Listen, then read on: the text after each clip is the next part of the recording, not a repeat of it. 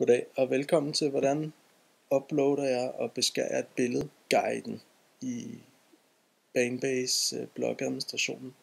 Som I kan se, så har jeg åbnet en blogpost her, og så vil jeg gerne have et billede til blogintroen, som jo bliver vist i diverse lister.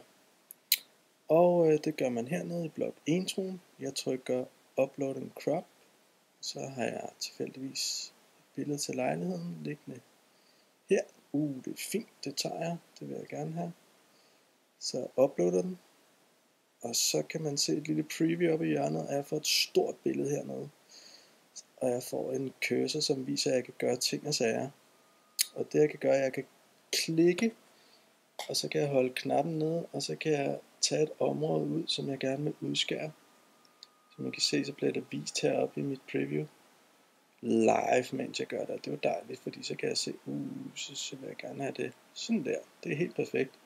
Så er jeg færdig. Så trykker jeg crop it. Og perfekt. Så er mit billede beskåret. Kan det blive meget nemmere. Vi ses til en anden god gang guide på et andet tidspunkt. Indtil videre. Ha' det godt derude.